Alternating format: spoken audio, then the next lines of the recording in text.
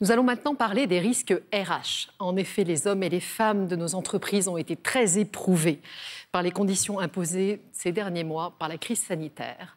Alors, table ronde sur le New Normal RH et risques associés. Alors, à mes côtés, pour parler de ces risques, 3 professionnels qui s'intéressent de près au RH en entreprise. Alors, Rachel Guibert, vous êtes responsable des assurances du groupe Publicis et administrateur de l'AMRAE. Régis Mulot, vous êtes directeur des ressources humaines du groupe Ipsen.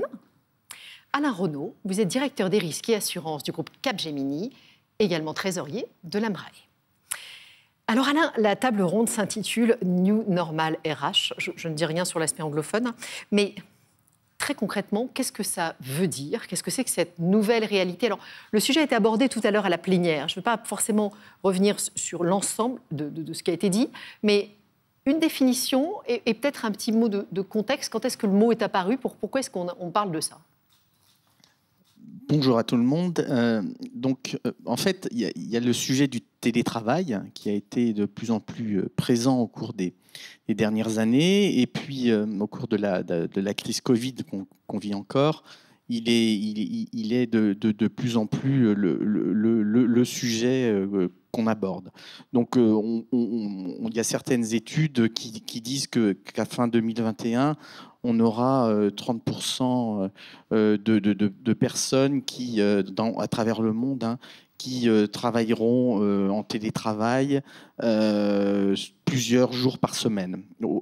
Il faut savoir que, par exemple, chez Capgemini, nous sommes 95% à travailler en télétravail sur une population de 270 000 personnes. Alors, pour construire le new normal, on voit 4 moteurs, 4 drivers clés. La première chose, c'est être agile. Donc être agile, c'est pouvoir rendre flexible notre environnement de travail, notre manière de travailler, mais aussi la gestion de nos ressources, afin de créer plus de travail, plus de valeur, à nos clients notamment. La deuxième chose, c'est être attractif, donc être perçu comme un leader afin d'attirer et de retenir les meilleurs talents. Troisième chose que je verrais, c'est favoriser en fait le développement durable dans ce new normal pour avoir comme objectif une neutralité carbone notamment.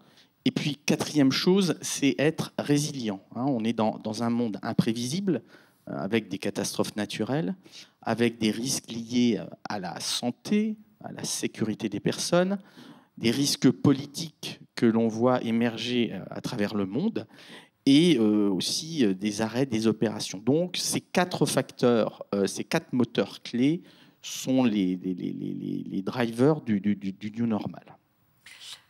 Régis Mulot, peut-être, chez Ipsen. Chez vous, le New Normal, il s'est installé quand et concrètement, il ressemble à quoi? Bonjour à tous, tout d'abord. Le New Normal, il a commencé il y a 1 an, en janvier, en Chine, puisque nos opérations en Chine, où, comme disait Alain, le télétravail est devenu la norme. Et au fil du temps et de l'épidémie, on a vu le télétravail qui se développait et qui s'installait en Italie, puis aux États-Unis, puis en Europe.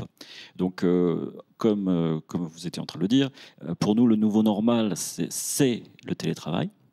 Alors, pas tant que chez Capgemini, parce que nous avons aussi du personnel à la fois de production, dans les laboratoires et de commercialisation, mais ça représente chez Ipsen 75% du personnel, des salariés qui sont ou ont été en télétravail de temps partiel ou à temps complet. Mais une chose que j'aurais ajoutée par rapport à votre question sur le new normal et ce que ça veut dire chez Ipsen, c'est bien entendu la flexibilité du travail, c'est ce que l'on vient de décrire. Mais pour nous, le new normal, c'est aussi les relations en général entre le manager et le salarié qui vont évoluer. Donc, c'est pas parce juste... qu'on est loin les uns des autres ou c'est plus large? À la fois parce qu'on est loin des uns des autres, donc il faut adapter ces méthodes de management. Et je pense que en effet, le télétravail, le new normal est là pour rester. Donc, c'est vraiment du new normal. Même si on a pu voir une évolution. C'était assez intéressant l'an dernier, en avril en France en tout cas, un mois après le confinement, il y avait des tables rondes comme la table ronde d'aujourd'hui, et on parlait tous du new normal, ça allait changer la vie, on allait tous travailler de façon différente, et en tout cas les DRH. Et un mois après, suspension du confinement, là autour du 15 mai, dans les tables rondes, on en parlait moins. On commençait à reparler au retour un peu à la normale. Et je pense que quelque part, certains de mes collègues là, ont tort, parce que ce new normal, il est là pour le futur. Et on va y revenir, vraiment la combinaison de la flexibilité du travail, donc le lieu de travail, domicile ou pas domicile, les horaires, et la séparation vie privée, vie professionnelle. Mais c'est aussi, quand on dit lieu de travail, c'est le lieu de travail, c'est tout. C'est chez moi en France parce que je suis un salarié très pour une entreprise française, ou c'est en Belgique parce que je préfère être à Bruxelles. Donc vous avez un certain nombre d'éléments qui vont ressortir, qui sont très intéressants à ce niveau-là. Par contre, je pense que ce n'est pas une révolution comme on pensait, peut-être que ça allait l'être il y a un an, plus une évolution de méthode de travail. Rachel, quand tout le monde sera vacciné, qu'est-ce qui restera du new normal d'après vous ? Je ne sais pas. Je suis assez persuadée qu'il est peut-être encore tôt pour définir ce new normal, parce qu'on est vraiment encore dans la crise. Et comme le disait Régis, la perception du télétravail qu'on avait un mois après le confinement et aujourd'hui, elle évolue un peu. Donc, je crois que ce new normal sera, comme le disait Alain, plus peut-être pas une norme figée, mais une capacité à organiser des modes de fonctionnement agiles, résilients, tournés autour de la technologie, et surtout qui sera en mesure de répondre aux attentes des salariés. Parce qu'on voit quand même une évolution et une remise en cause du mode de vie. Alors, il y a certaines utopies, mais je crois qu'il y a une vraie attente aujourd'hui, et c'est vraiment intégré dans la société, sur un alignement et une quête de sens souhaitée par les salariés entre le travail et la vie personnelle. Donc, oui, le new normal, c'est avant tout le télétravail. C'est plus une option, ça c'est certain. Et je pense que la crise a été un énorme accélérateur du télétravail et un vrai changement des mentalités sur ce sujet-là. Mais ce qu'on peut espérer, c'est que dans ce new normal, le télétravail sera apporté comme un projet collectif, un moyen de concilier les intérêts des salariés et les attentes des salariés et les attentes des employeurs.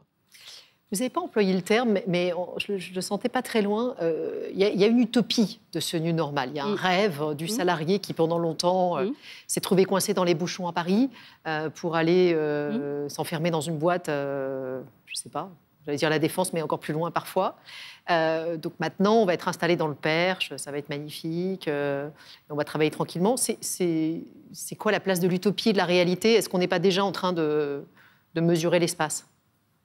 Alors, je pense qu'il faut qu'on fasse attention, parce que l'installation dans le Perche, et je pense qu'on va y venir ensuite, mais il ne peut pas y avoir uniquement une installation en région. Il doit y avoir une sorte de point d'ancrage, là où il y a un bureau, un lieu, pour que régulièrement, il y ait un retour à ce point d'ancrage. Parce que la vie professionnelle, elle ne peut pas se passer uniquement chez soi.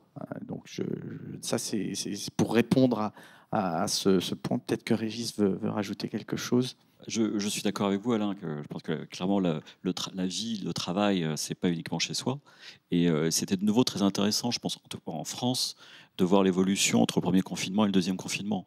Le premier confinement, on n'a pas eu le choix. On était tous à la maison. Et pour beaucoup de monde, ça s'est plutôt bien passé.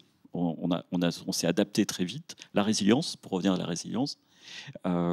Et lorsqu'il y a eu le deuxième confinement, en tout cas nous chez Ipsen, dès le mois de juillet, on a demandé aux employés de revenir au minimum 2 jours par semaine. Et ça a été vraiment une volonté de l'entreprise de dire, même si en effet il y a encore cette situation, on vous oblige, on vous demande de revenir 2 jours par semaine parce que vous voulez éviter justement cette solitude et tous les challenges. Mais au deuxième confinement, lorsqu'on a été de nouveau obligé à travailler à 100% à la maison, ça a été assez mal vécu au final par les employés qui s'étaient rendus compte que cet équilibre que vous décrivez, Alain, de travail à la maison et travail sur le lieu de travail est très important. Donc l'utopie de 100% dans le Perche ou ailleurs, je pense qu'en effet c'est assez utopique. Il y aura peut-être quelques postes mais qui existaient déjà dans ce cadre-là. Mais le mode hybride, je vais rajouter un autre mot, le new normal, c'est peut-être l'hybride, c'est vraiment la solution du futur.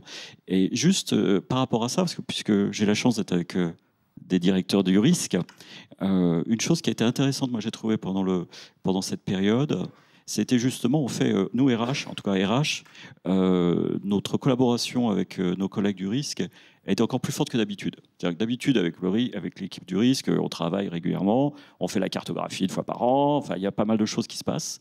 Mais là, c'était un travail, clairement, on était partenaires. Et je ne sais pas comment ça s'est passé dans vos entreprises, mais ce que l'on a vu, et je pense que ça, c'est aussi le new normal, cette collaboration risque et RH, est encore plus forte qu'auparavant. Et à la fois sur du risque à court terme, mais aussi sur du risque à long terme. Et c'est vrai que peut-être que vous êtes plus en avance que nous, RH, à ce niveau-là, où je pense que dans votre métier du risque, vous travaillez sur le long terme, beaucoup plus peut-être que nous. On devrait le faire. Et là, on l'a vu cette année, où on a travaillé vraiment à la fois comment on règle le problème du Covid maintenant, mais aussi comment on travaille avec l'équipe risque sur le long terme. Alors justement, je voulais arriver à tous ces risques, parce qu'on a posé un décor, là, alors s'il est définitif, provisoire, mais déjà on évoque un peu des nouvelles craintes. Entre le premier et le deuxième confinement, vous montrez bien qu'il y a une attitude chez les collaborateurs qui a changé et qui révèle des craintes. Et clairement, on identifie aujourd'hui, enfin, nos discussions préalables, je vais l'avouer, on permet d'identifier énormément de risques. Alors, je vous ai demandé de limiter les risques pour qu'on arrive à se concentrer sur 4 risques. Alors, je ne sais pas qui veut se lancer, peut-être Alain, le premier risque que vous percevez déjà, et on est au niveau de la perception du signal faible encore, je crois. Qu'est-ce que vous mettez en premier ? Alors, on est un peu plus d'ailleurs que dans le signal faible. Je souhaite parler des risques psychosociaux, du risque de burn-out, avec associé à cela notamment les problèmes possibles d'addiction, d'addiction alcool, drogue ou autre, et puis allant aussi jusqu'à l'absentéisme. Donc, ces problèmes de burn-out, alors, il y a des signes faibles. Donc, ce matin, j'entendais à la table, je ne sais pas si c'était une table ronde ou une discussion. Une plénière, oui. Une plénière. En fait, par exemple, quand on organise des visios et le collaborateur qui, au bout de 3 visios, ne met pas en route sa caméra, ça peut être un signal faible.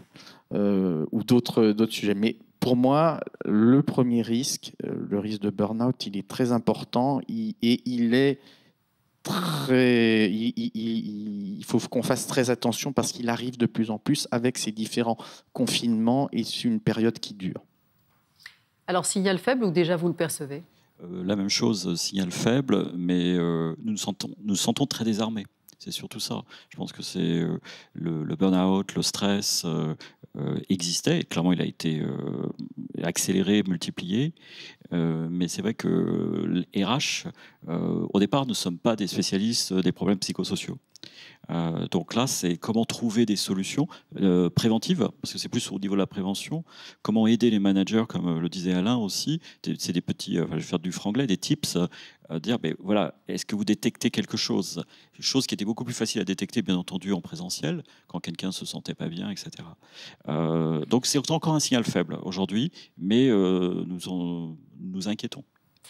Tout à l'heure, on évoquait la disparition des frontières entre vie privée et vie professionnelle, par définition, puisqu'on travaille chez soi.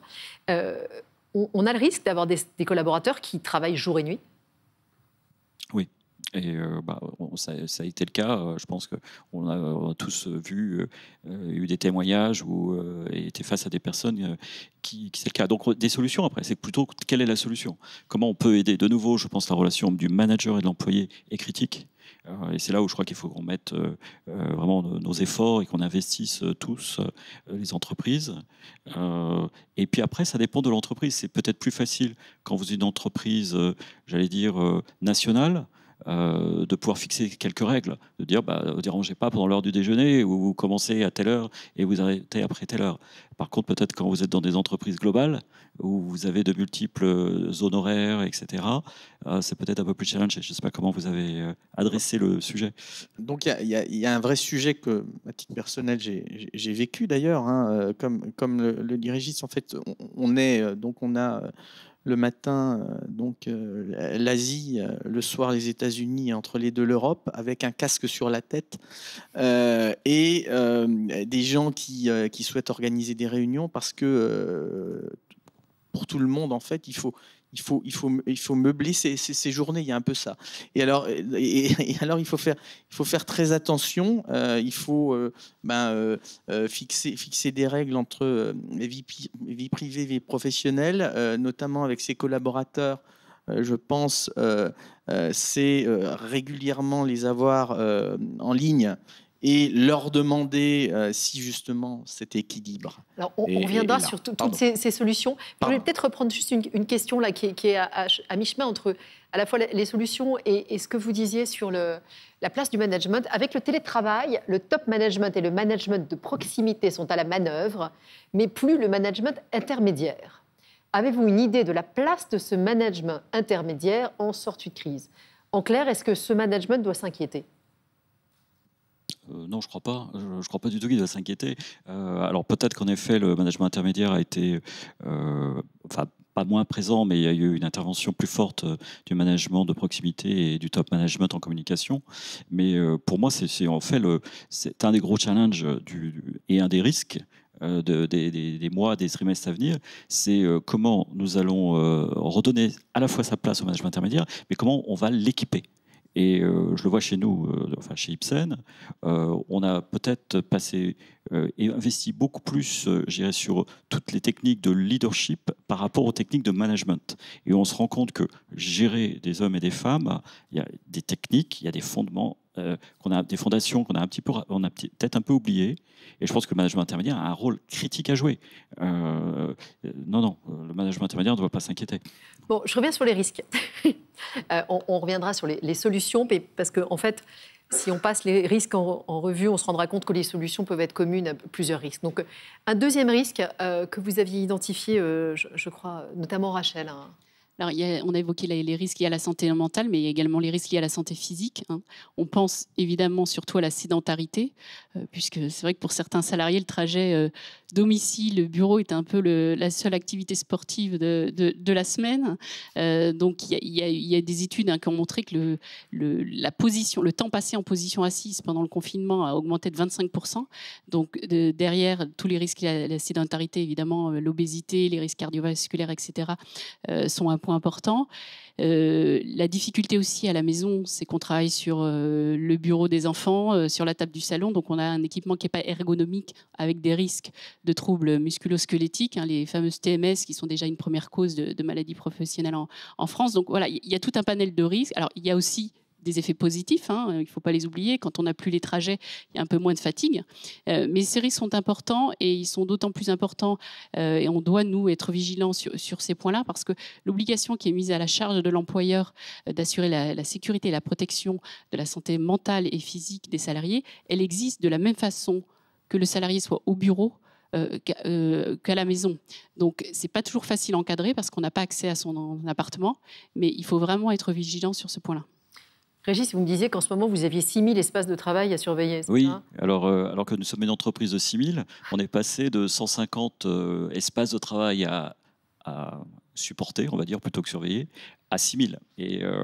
Donc, quand je disais surveiller, c'était à la fois les risques, l'ensemble des risques que ça implique. Parce que pour vous, c'est une charge de responsabilité. C'est une responsabilité juridique et au-delà de là, la responsabilité, en effet, de la santé des employés.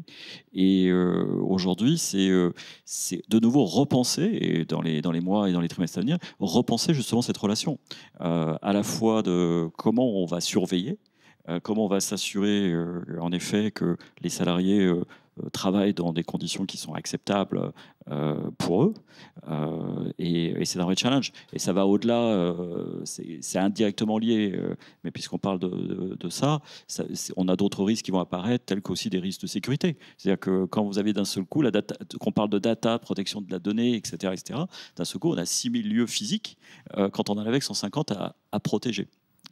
Oui, on peut parler du risque cyber hein, sans le nommer, mais qui n'est pas le sujet de notre table ronde.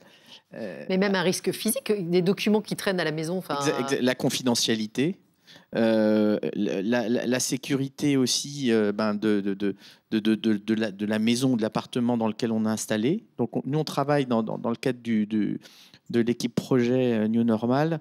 On travaille sur des checklists, on travaille sur des recommandations qui vont traiter du burn-out, comme je l'ai dit, sans le nommer, et puis également de tout l'aspect risque physique, TMS et autres, pour aider l'ensemble des collaborateurs. Donc là, il y en a 270 000, dont 130 000 en Inde.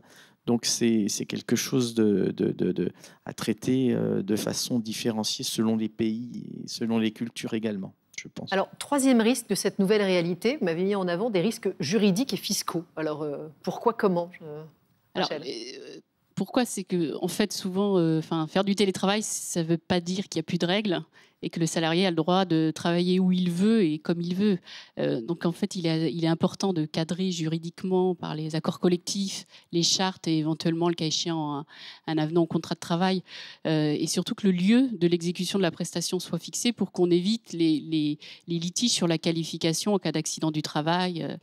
Et il y a aussi un point qui est important, c'est parce qu'on évoquait l'idée de éventuellement de travailler chez soi, mais peut-être de travailler à l'étranger. Il y a une énorme demande et les médias relaient beaucoup d'images un peu utopiques, justement, des nomades numériques.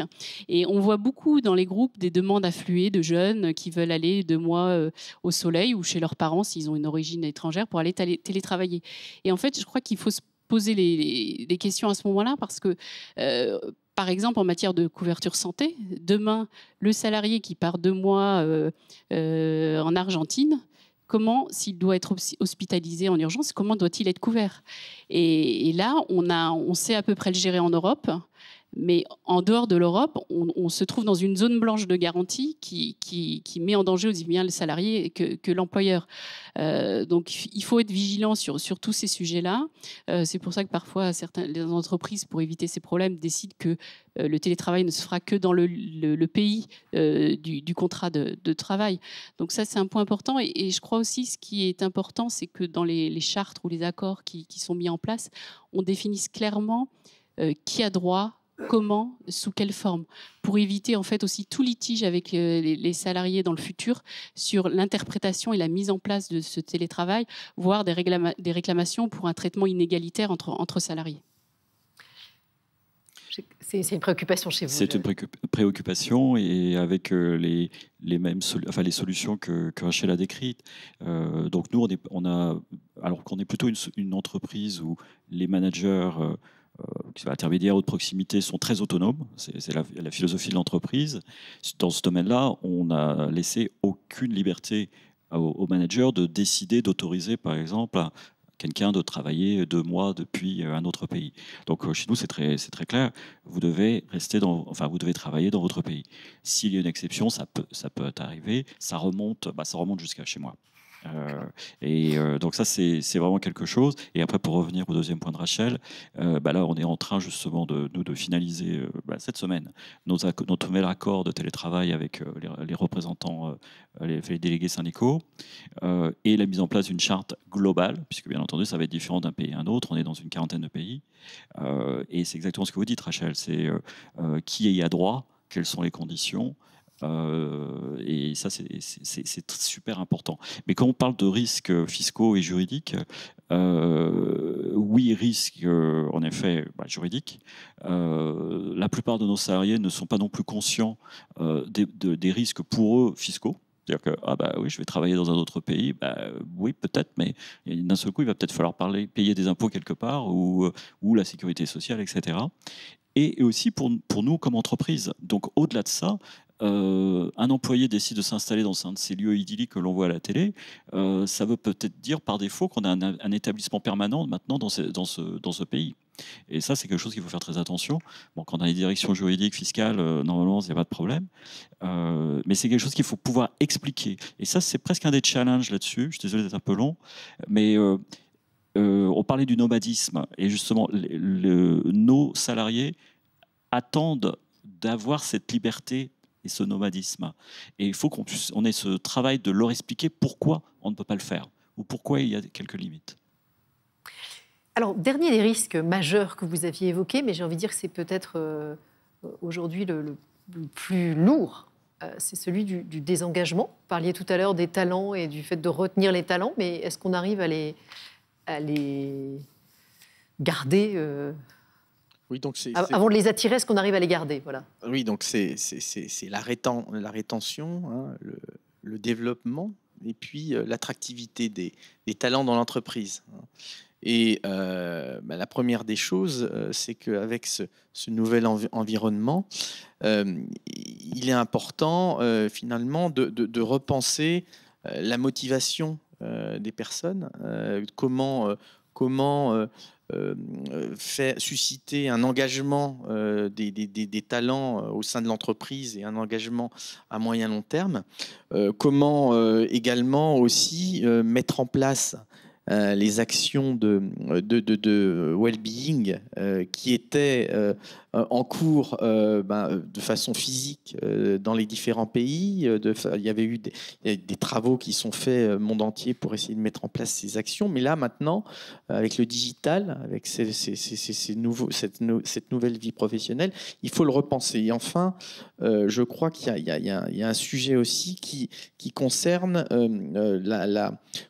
comment apprécier la performance des collaborateurs pour pouvoir leur montrer en fait et pour qu'ils aient envie de rester en fait, hein, comment arriver la à mettre en récompenser, place, la mettre en évidence, la mesurer pour pouvoir ensuite que le collaborateur se sente engagé. Donc je ne sais pas si Régis a quelque chose à dire. Oui, non, tout à fait d'accord avec vous. Et c'est vrai que sur le désengagement ou l'engagement, moi je pense qu'avant tout, on va voir, il y aura des vainqueurs et des vaincus, entre guillemets, au niveau des entreprises. Et je pense que les entreprises qui ont la bonne culture managériale, on revient de nouveau aux managers, et les bonnes valeurs, les bonnes valeurs, ça ne va pas être vraiment un problème. C'est-à-dire que quand on a dans l'ADN de l'entreprise, et je peux prendre l'exemple d'Ipsen, je pense que c'est un bon exemple, où chez nous, on reprend 4 points, c'est la confiance envers l'autre. Donc quand c'est quelque chose vraiment qu'on cultive, la responsabilité individuelle et collective, la performance aussi bien entendu, et la collaboration, quand on mélange on mixe les 4 et qu'on l'a dans l'entreprise, je pense qu'on a des grandes chances de continuer d'engager les gens.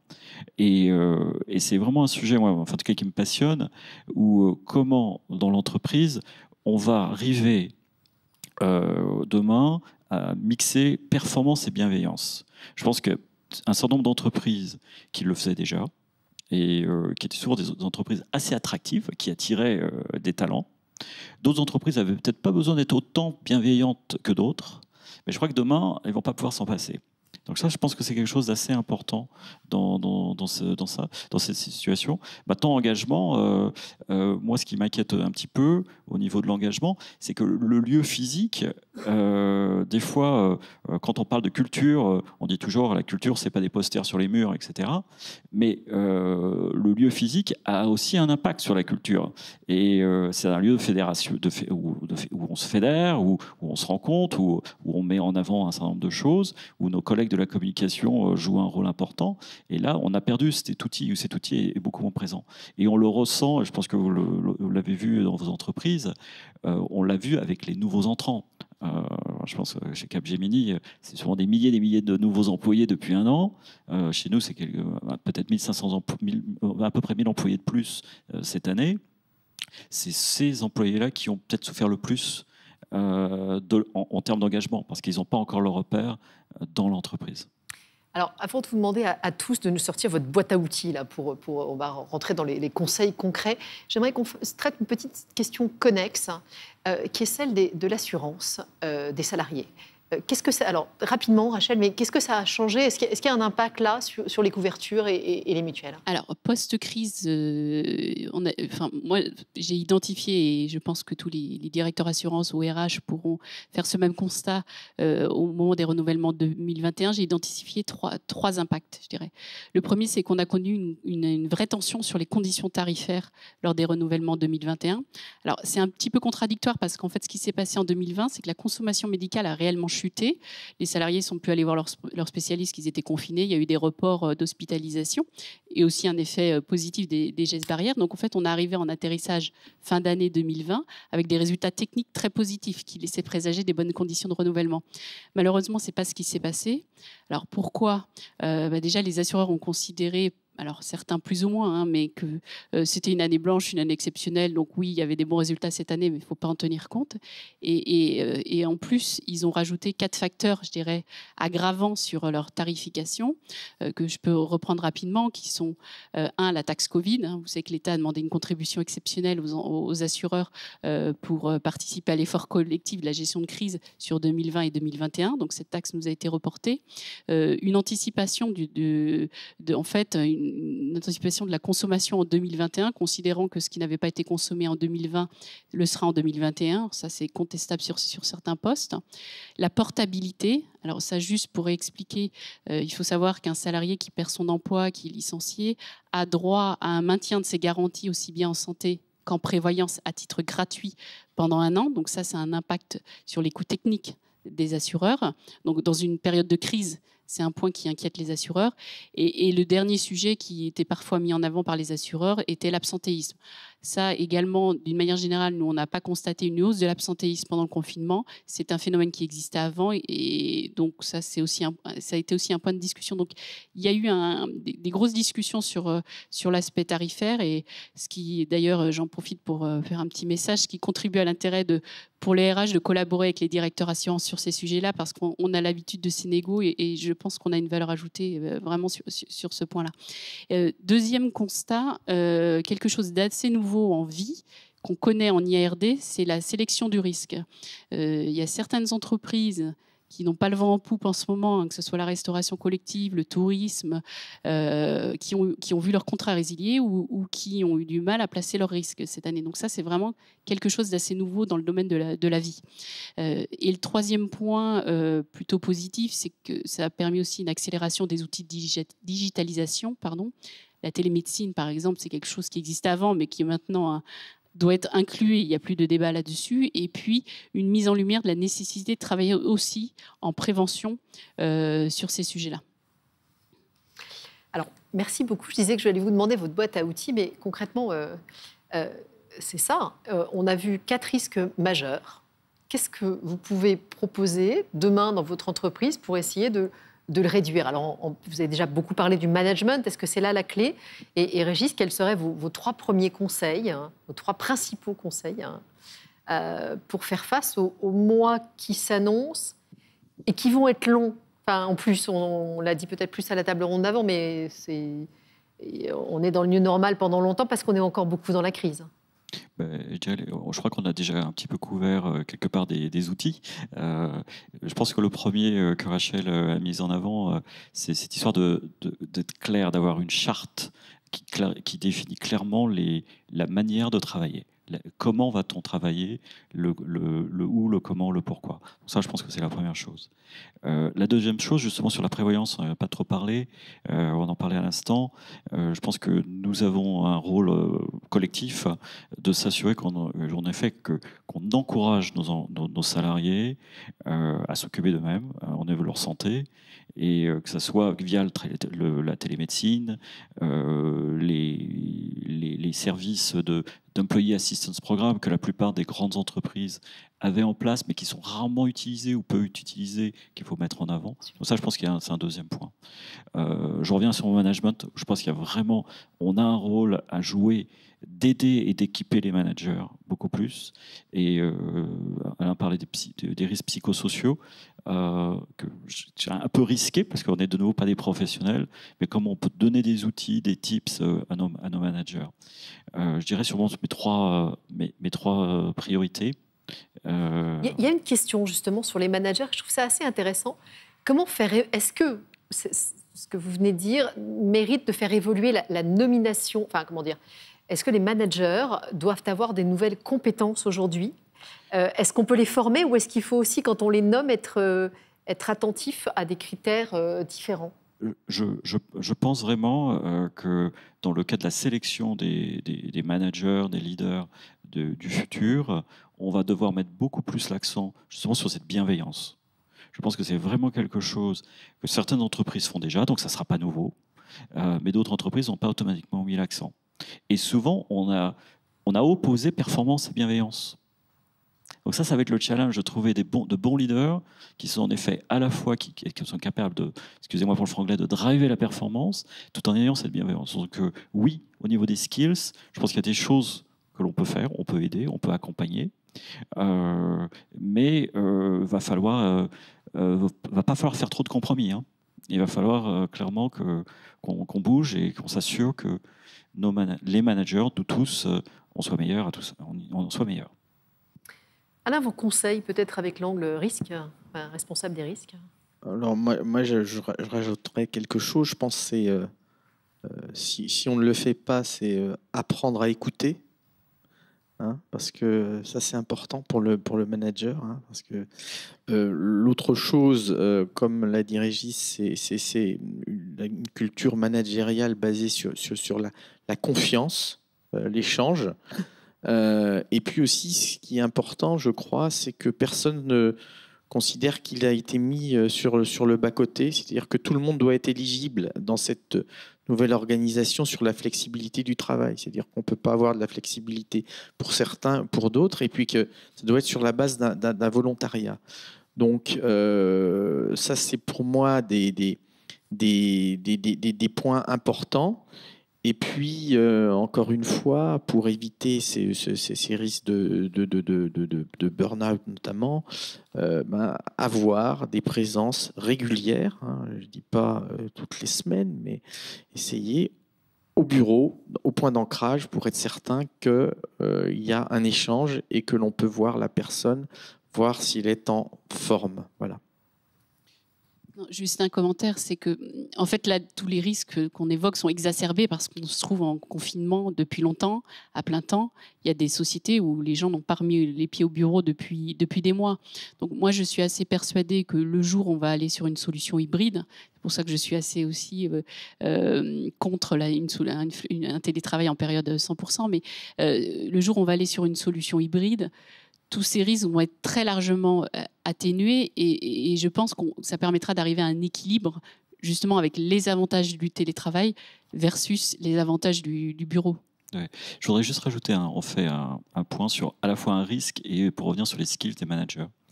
Il y a une chose dont on n'a pas parlé qui m'inquiète un petit peu et de nouveau qui est juste exacerbée parce que c'était là avant, c'est en termes de diversité et d'inclusion. Et petite comparaison, si on pense à lorsqu'on lisait le journal il y a 15 ans ou 20 ans papier, dans le journal, il y avait des choses qui nous intéressaient, des choses qui ne nous intéressaient pas, mais on avait tout sous la main. Aujourd'hui, Internet, on lit que ce qu'on a envie de lire. Et ce qu'on a vu pendant cette période de Covid qui a été exacerbée, c'est en effet ma relation en tant que manager, elle était principalement avec mes équipes. Ça s'est réduit d'un seul coup. Le nombre de personnes avec lesquelles j'ai travaillé s'est réduit. Une relation beaucoup plus forte, mais réduite. Et ça va à l'encontre, je dirais, de la diversité dans l'entreprise.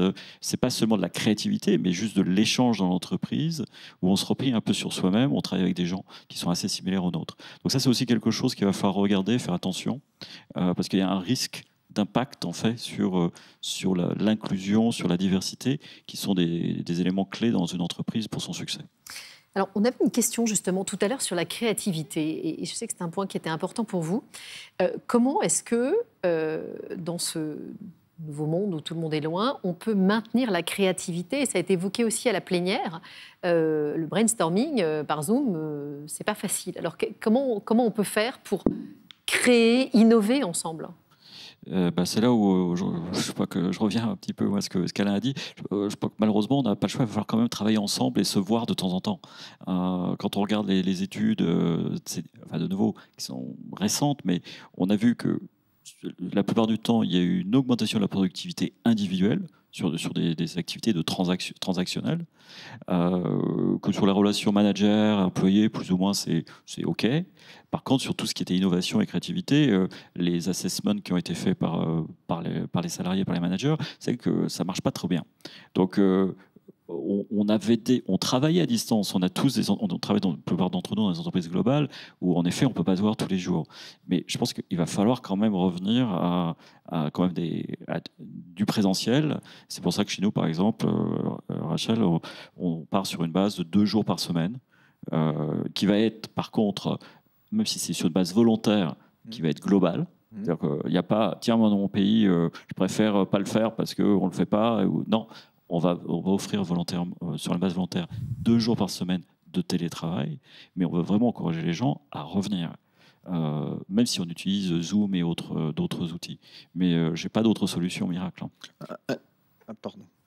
Chez nous, en fait, on parle de phygital work, c'est-à-dire que être capable donc d'avoir cette organisation digitale pour organiser des réunions et même faire des séminaires en digital, mais aussi conserver les buildings, les réaménager pour pouvoir justement panacher, mixer et ne pas faire que du digital et ne plus faire que du physique s'il n'est pas nécessaire.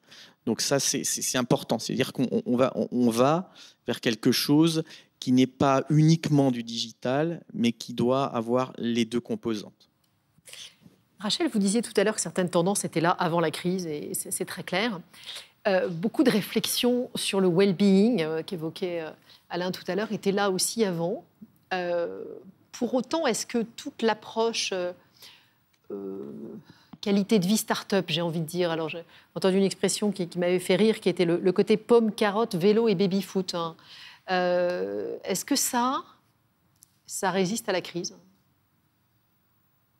Alors, je ne sais pas si ça résiste à la crise, mais en tout cas, il va falloir aller plus loin. Ce n'est pas suffisant.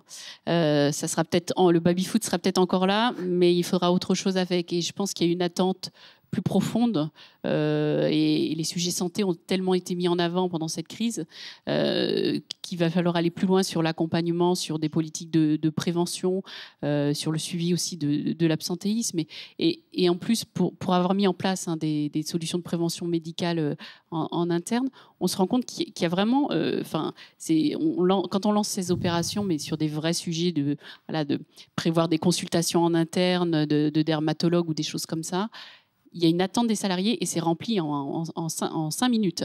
Donc, les salariés veulent ça et je pense qu'ils vont le vouloir d'autant plus après la crise. Donc, il va falloir aller plus loin dans les solutions qu'on propose aux salariés pour répondre à leurs attentes et aussi pour protéger les comptes sociaux, comptes de prévoyance de l'employeur. Je pensais que vous me diriez aussi, vous allez me parler sens, hein, réenchanter le travail, redonner du sens. Alors, on l'a dit, mais est-ce que ce n'est pas au cœur de ces réponses? Est-ce que ce n'est pas le point de croisement de la plupart des outils? Alors, donner du sens. Moi, je vais donner un exemple. On avait une galette tous les ans, au siège du groupe. Eh bien, cette année, on a fait la galette digitale, hein, donc ça donne du sens.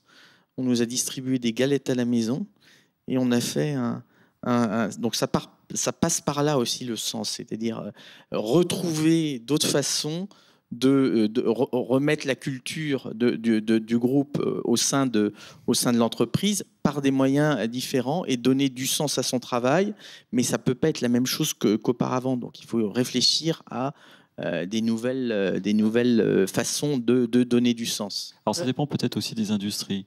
la chance d'être dans l'industrie pharmaceutique et on utilise le mot sens ou raison d'être. Et c'est vrai que chez Ipsen, c'est améliorer la vie des patients, c'est apporter des solutions innovantes en termes de santé. Et en fait, ça nous a permis de tenir. Moi, je dirais que le sens, la raison d'être dans ce cadre-là, ça a été une des raisons pour lesquelles on a travaillé 18 heures par jour, on a travaillé non-stop. On était tous fiers que chaque malade, chaque patient puisse avoir son traitement malgré les circonstances et à tout niveau dans l'entreprise. La production s'est pas arrêtée, les gens ont inventé ont dû être créatifs parce que les médicaments, ils prennent des vols commerciaux, là il n'y avait plus de vols commerciaux, etc., etc. Donc pour nous, le sens a toujours été important. Ça a été, le ciment, quelque chose qui nous a aidé à tenir et qui va nous permettre de continuer.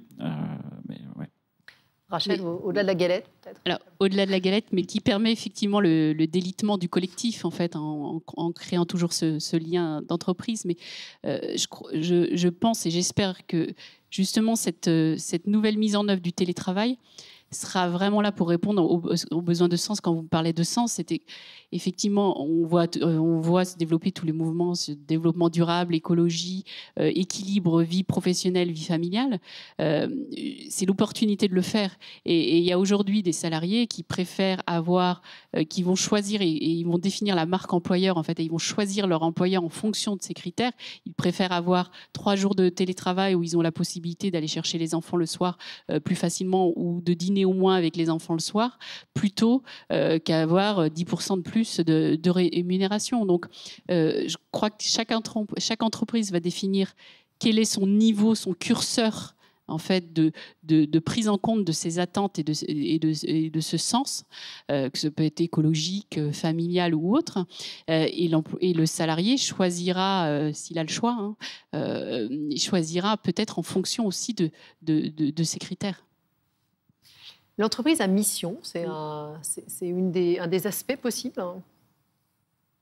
Peut-être pas encore entreprise à mission, je crois, chez Ipsen, Gérard. Non, on estime qu'on a une mission. Donc, nous ne sommes pas automatiquement une entreprise qui pense qu'on a besoin de devenir une entreprise à mission pour justement avoir une mission. Donc, c'est pas d'actualité chez nous aujourd'hui. Mais juste par rapport au dernier commentaire de Rachel, quand on parle du choix des employés, des salariés, peut-être moins de salaire, mais plus de flexibilité, il y a un thème que nous n'avons pas abordé et qui est peut-être pour le moment encore un thème plutôt RH, et qui n'est pas encore un thème partagé. Et nous en parlions avec Alain tout à l'heure. On le voit surtout aux États-Unis ou au niveau des politiques salariales. Donc aux États-Unis, mais c'est pas que les États-Unis, où vous avez des politiques salariales très différentes d'un État à l'autre parce que le coût de la vie est différent. Si vous êtes à Boston ou à Kansas City, on voit les entreprises qui commencent à se poser la question: quelle est ma politique salariale de demain? Est-ce que ma politique salariale, ma grille de salaire, elle est basée sur le siège social qui est à Palo Alto? Donc ça va être des salaires quelque chose comme ça. Ou puisque j'autorise mes employés à être au Kansas ou je ne sais où le coût de la vie est beaucoup plus faible et où normalement les salaires sont beaucoup plus bas, je vais ajuster mes grilles de salaire par rapport au lieu de vie de l'employé. Et c'est un débat il y a tout un débat actuellement là-dessus. Je fais participer dans des forums avec des collègues américains et c'est un sujet, je peux vous assurer, qui est sur la table. Est-ce que ça ne va pas entraîner un réajustement des souhaits des salariés d'aller s'installer à Kansas City? Il faut déjà que, ces sujets soient appliqués, parce qu'on parle des États-Unis. Vous imaginez bien que dans de nombreux pays, ce ne serait pas possible légalement, d'accord, notamment ici, non? Voilà, et donc c'est des sujets qui sont mis sur la table, qui arrivent, mais je ne suis pas certain qu'on ira... on arrivera on arrivera, c'est l'inverse, qui seront développés à travers le monde. Moi, je l'entends en tout cas de l'autre côté de l'Atlantique. Au moins, c'est mis sur la table. Alors, est-ce que c'est mis sur la table par les professionnels RH ou par les directions financières? Je ne sais pas. Mais en tout cas, c'est des sujets sur la table, comme l'autre sujet de la délocalisation.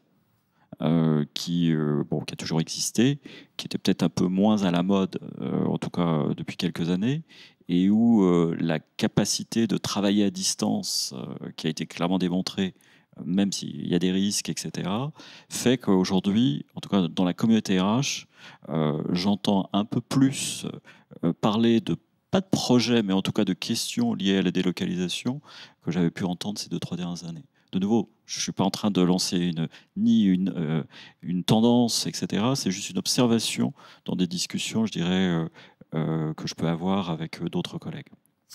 J'en retiens qu'il y a énormément de signaux faibles à suivre, de points d'attention à avoir sur le long terme sur ces sujets-là, en fait.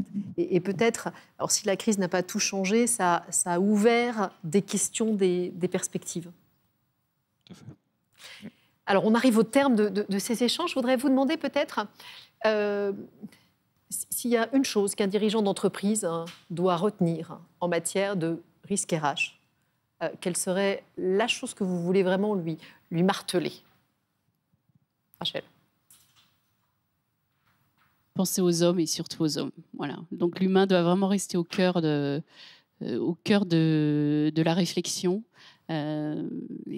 Et je crois que c'est une belle opportunité, cette crise, de remettre l'humain au cœur des réflexions.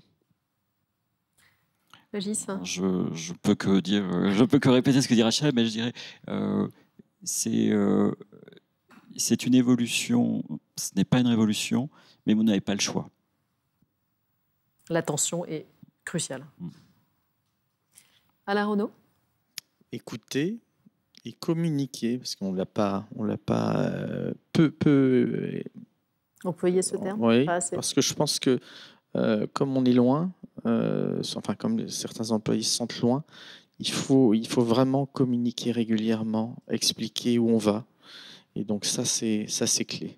Voilà. Communiquer, mais pas toujours de la même façon, avec différents canaux aussi.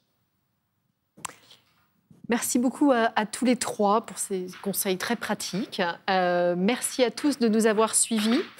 Je vais vous retrouver demain matin avec plaisir pour une nouvelle table ronde qui sera consacrée au financement des risques par le marché de l'assurance. C'est un sujet vif, dirais-je.